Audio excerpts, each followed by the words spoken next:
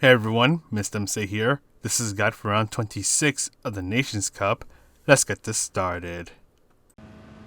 Your first turning point is going to be when you reach the path that is on the left. It's hanging out just before the 50-meter mark, so you turn in, use the brakes. Brake hard for a very short moment, then do lots of braking control, just trying to make sure that you stay on track. Then as you bring yourself to the inside of the turn for the second turn, that is when you carefully start to accelerate. You do not want to be too aggressive on the throttle, otherwise you will end up understeering onto the grass. Then it's all about throttle control for these couple of turns until you reach this right turn where you want to use a little bit of braking and just stick to the right side of the track.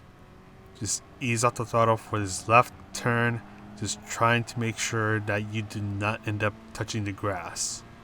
Stick to the left side of the track and brake just before you reach the 50-meter mark.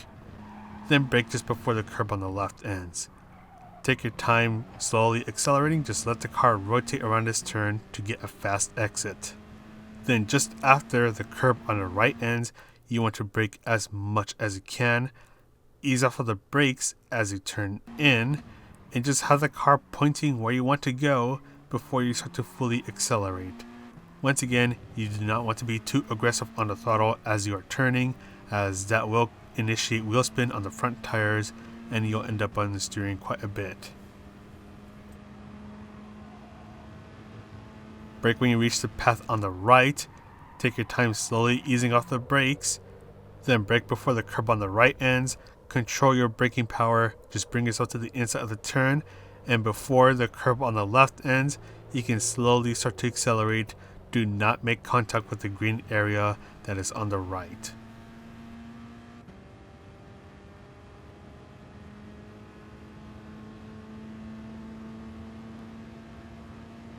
Turn in at the 50-meter mark, do a quick lift off of the throttle. Now bring yourself to the left and brake before you reach the 100-meter mark. You want to be pretty careful through this chicane, as you do not want to initiate too much wheel spin as you make your way through it. Just control your throttle input, and if you have a good time, bring yourself to the right side of the track. If not, stay on the left side of the track to build up a bit more speed and start your next lap. For the qualifying session, you're going to have 10 minutes to try to get a good qualifying time.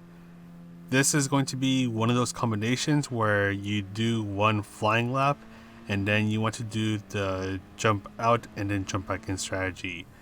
This is where after you do one or two qualifying laps, you go to the pre-race menu and then you jump back into the qualifying session right away.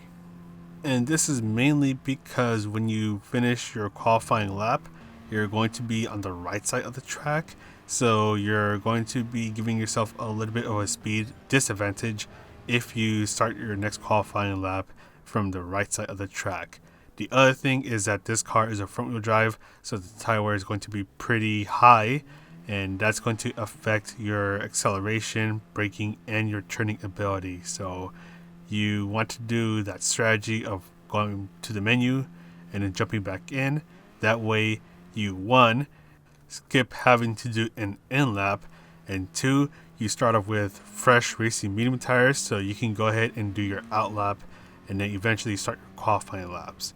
When you are doing your out lap, you do want to treat your tires a little carefully because once again, you're in a front wheel drive car, so the tire wear is going to be pretty high towards the front tires.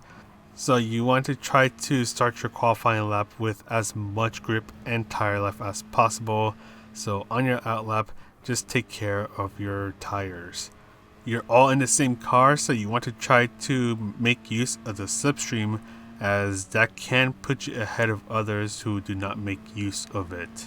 Just don't forget that the slipstream range is now 0.8 of a second and it's a little bit stronger, so make sure that if you do end up under someone's slipstream, you have a bit of space between yourself and the car ahead of you, so you do not get too close to them as you're doing your qualifying laps.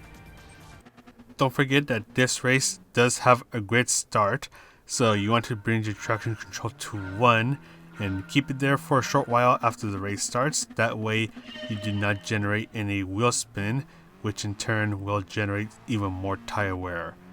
And because this is a great start, everyone's going to get bunched up on the first couple of turns, so this will present an opportunity to make a couple passes in the first couple of turns.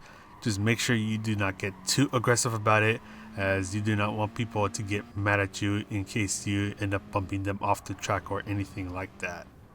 As for the race strategy itself, this is where it gets a little interesting because 1 and 2 stops are possible here, but depending on the situation that you end up in, that could potentially shift the strategy that you're going to want to go with. So let's say you are by yourself and you do a pretty decent job taking care of your tires, and especially in this car, you want to try to have the racing medium tires last as long as possible. So let's say that you're careful with the brakes, as you see here, not being too harsh on the brakes. The brake balance is all the way to the back of the car, so it's at 5 or plus 5, and you're really careful with your throttle input. So if you do all of that, it is possible to make the racing medium tires last up to 8 laps, 9 if you're even better at tire saving. So with that said, it's going to be possible to just do a simple one-stop strategy. And with trying to make the racing medium tires last as long as possible, do all that, and also you want to make sure that you battle as little as possible, because battling with other cars is going to result in you using up more of your tire life, which will force you to have to pit even earlier.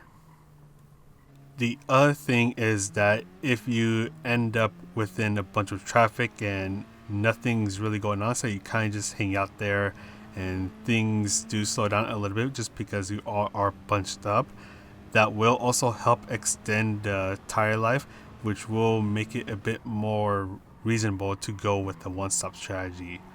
However, let's say that you do end up in a place where there's no one ahead of you for a long amount of time, or you're really bad with the tire saving.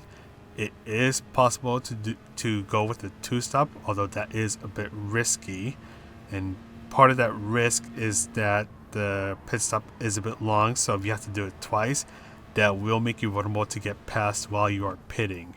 And admittedly, this is where I will admit that I messed up on the Last Nations guide, as I did mention going with the 2-stop, and the 1-stop ended up being just as viable or even better than the 2-stop, although there were situations where the 2-stop was possible to pull off, but it was just a lot harder to do it. So it's going to be a bit of a similar case over here, but either way, I would suggest going with the 1-stop if possible. This is more about just trying to save your tire life, just like in the Last Nations Cup guide, and if everyone bunches up together, it's going to be a little easier to do that bit of tire saving.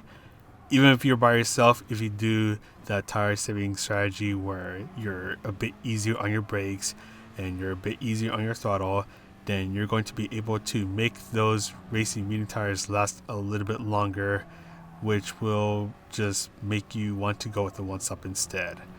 And finally, in terms of feel, you're barely going to not have to worry about it. It is going to be a little close, so I would say shift when the bar just starts to blink. But if you're really paranoid about running out of fuel, like you don't want to even have to worry about that, then you can shift just a little bit earlier.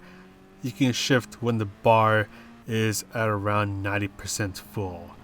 The slipstream that you get from the cars ahead of you will also help you feel safe a bit more, so that will put a little more ease onto your mind if you're one of those people that really worries about running out of fuel.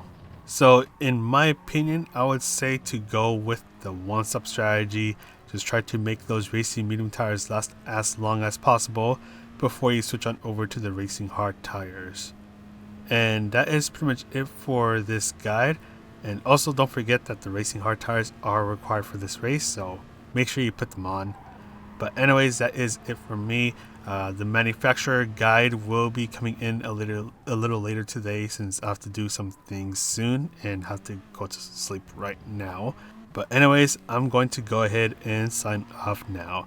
So this is Mr. MCA wishing you a good race, and I'll see you in the next video.